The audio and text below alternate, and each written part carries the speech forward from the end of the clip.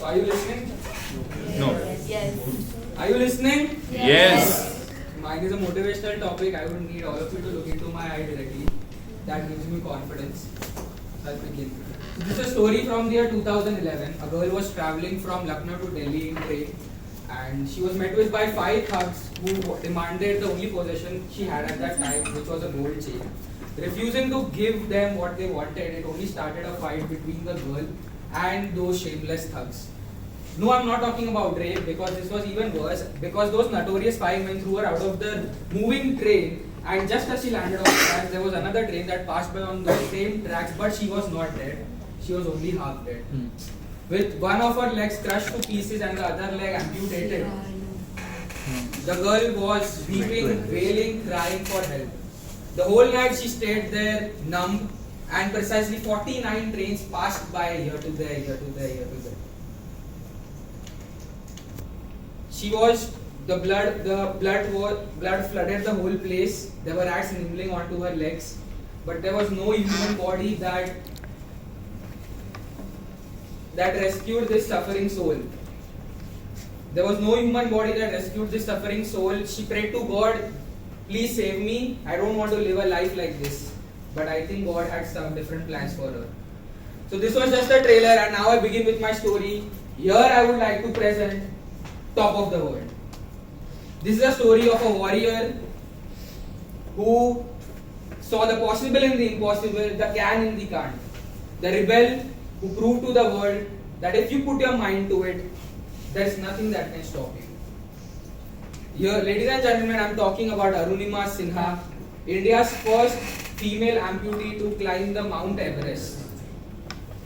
So, taking the story forward, lying unconscious there with nobody to help only arrived the following morning when she was rushed to a hospital, the condition of which was so dilapidated that there was no anesthesia and no blood donors. With full consciousness and blood donated by the surgeon himself, she was operated for one of her legs, an amputated leg, and multiple spine injuries.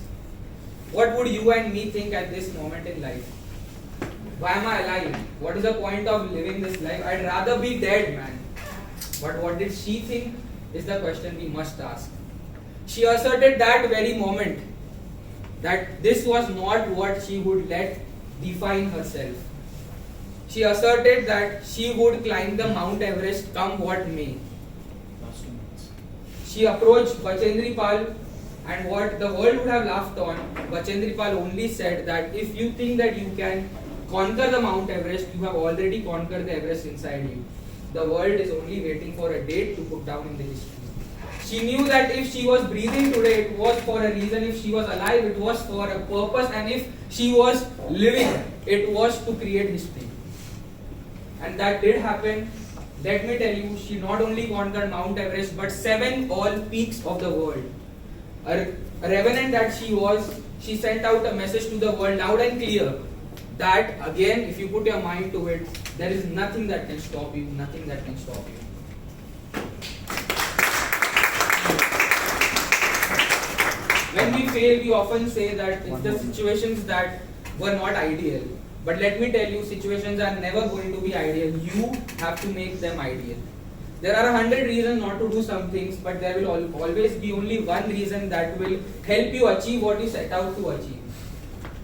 In an interview that I was listening, she said that at the top I was very lonely. I had to decide whether I want to continue or not because there was a risk of my life because I was running out of oxygen, and on the other hand I could go back and come again. But what would a winner think? What would a winner think? She obviously didn't go back. She said that if I go back, that means I was never all in the very first place. And about the consequence of death, I am already dead. This is my second life, this is my second chance, and we get second attempts too. I hope you know what I mean. But it's this thinking that will help us to prevent it from going to the third. And I hope again that you know what I mean. Lastly, the interview that I saw gave me the motto of my life. It says, आप कहीं पर भी हो, चाहे शिखर पर हो, चाहे नीचे हो, चाहे हारे हो, चाहे जीते हो, अपने आप से हमेशा यही कहना कि बाज तेरी उड़ान अभी बाकी है। बाज, तेरी उड़ान अभी बाकी है।